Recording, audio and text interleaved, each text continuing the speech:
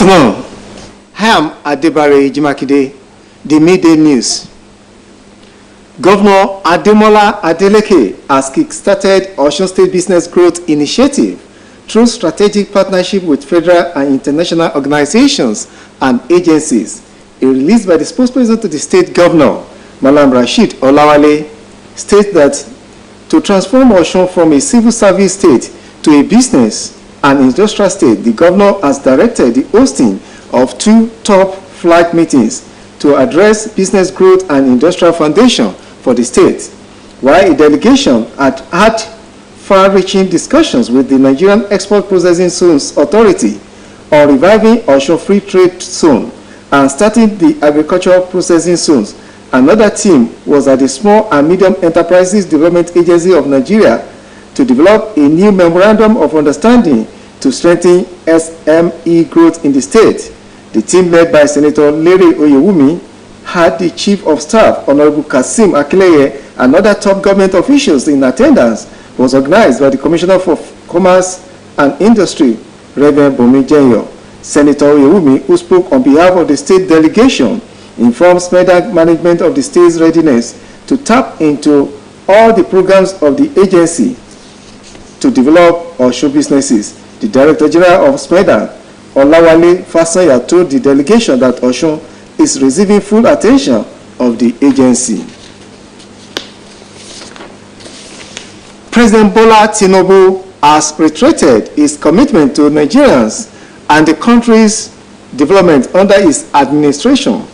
The president stated this while receiving the president of the World Bank, Mr. Ajabanga, at the presidential villa in Abuja. He disclosed that a comprehensive forensic audit of the Central Bank of Nigeria is underway, saying the support of the World Bank to the Nigerian economy matters, according to a statement issued by his spokesperson, Ajuri Ngilale. President Tinubu appealed to the World Bank to support its reform programs in alleviating poverty.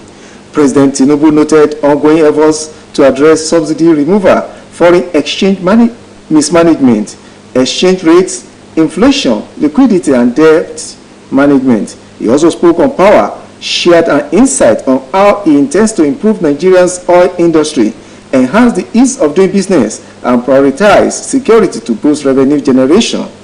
He noted that collaboration between Nigeria and World Bank will be beneficial and fruitful. The special advisor to President Bola Tinubu on media and publicity, Ajuri Ngilale, has said his principal is looking to double the current minimum wage. Ngilale stated this in an interview, adding that the federal government knows the removal of petrol subsidy is hurting Nigerians. He noted that currently the national minimum wage is 30,000 naira, but with the removal of the subsidy, states now have enough funds to afford a new national minimum wage.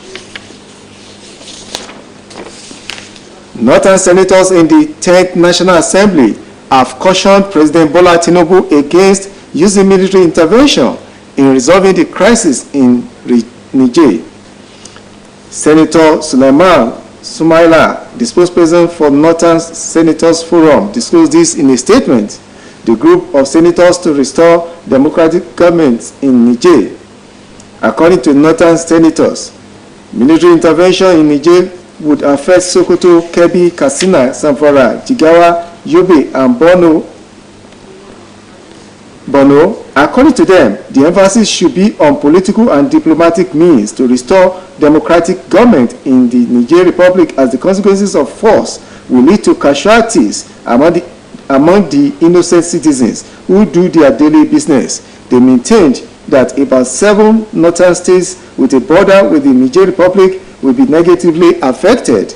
Recall that the Niger military junta severed diplomatic ties with Nigeria after the ECOWAS envoy sent to the country to broker peace failed to achieve a result.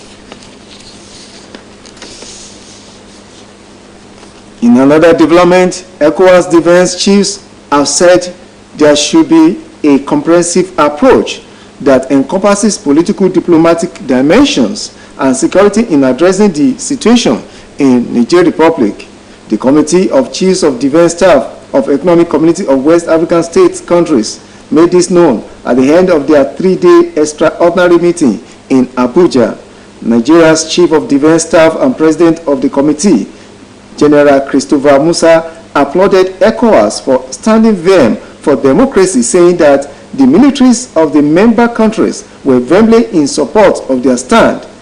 He said that the committee collectively recognized the gravity of the situation in Niger and the urgent need for a well-coordinated response.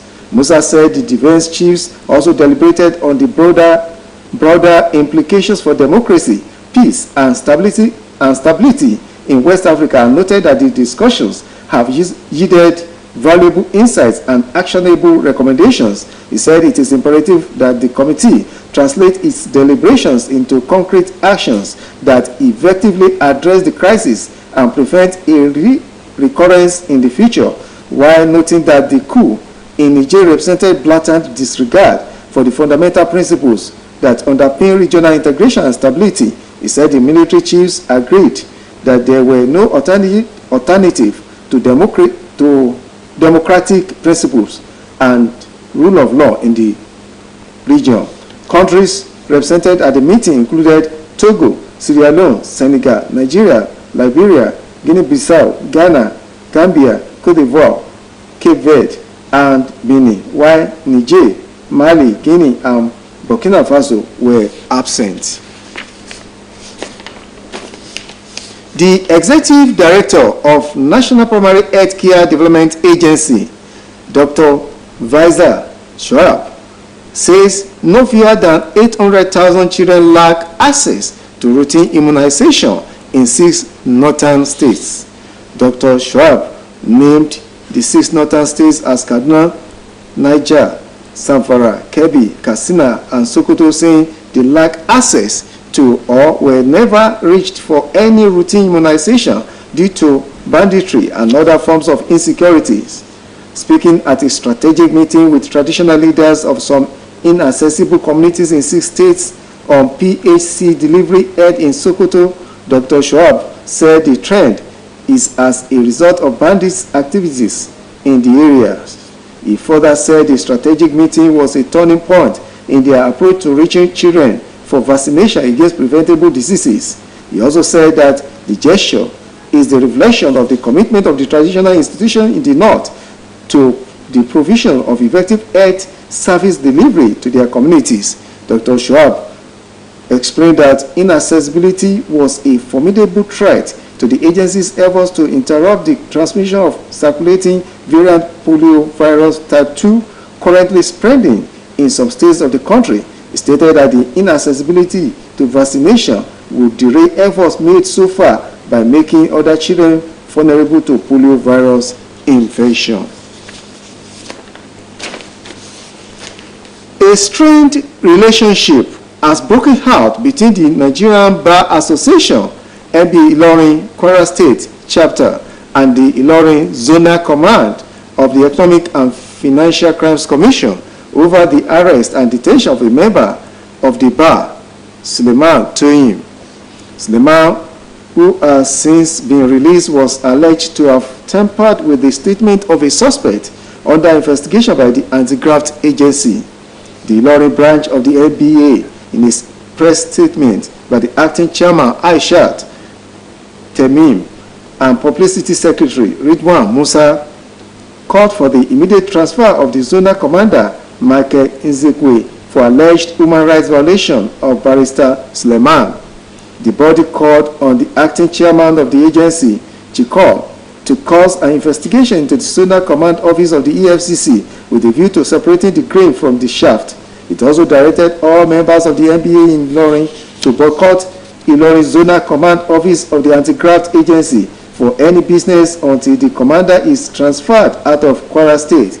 In a reaction, however, the head of media and publicity EFCC, Wizi Uwujare, described the Ilorin NBA's outburst as an attempt to blackmail and intimidate the Ilorin zonal office of the commission into unconscionable docility. Now move to a sports story.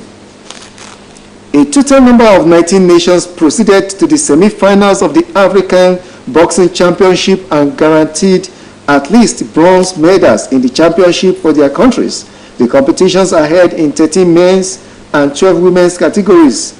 Democratic Republic of Congo leads the list with 14 medals and is followed by Morocco with 13 medals and Cameroon with 11. Mozambique has 9 medals and Nigeria, Kenya, and Uganda held 7 medals each. Other countries with medals include Senegal and South Africa with 5 each, Nigeria 4, Tunisia 3, Republic of the Congo, Mauritius, and Tanzania have 2 each, while Burundi, Cape Verde, Gabon, Mali, Seychelles, Ghana had 1 each. Moving to foreign news, a Pakistani trial court has sentenced former Prime Minister Imran Khan to 3 years in prison for illegally selling state gifts. According to reports, Judge Humayun Dilawa announced that involvement in corrupt practices has been proven. The 70-year-old cricketer turned politician was accused of misusing his premiership minister from 2018 to 2022 to buy and sell gifts in state possessions that were received during visits abroad and worth more than 140 million Pakistani rupees. Khan's lawyer Intizar Panjutta told reporters that police arrested Khan from his residence, but they are filing a petition against the decision in High Court. Reports from Islamabad said protocol requires prime ministers to store the objects in the state's safe house, while Khan is accused of having sold them at a profit. Khan was not present in court for the hearing when over 150 cases were brought against him, but the opposition leader's residence had been sealed off and that security forces were patrolling the area. That ends the midday news on OSBC TV. It was edited by Adebayo. Join us at 5 for the evening news.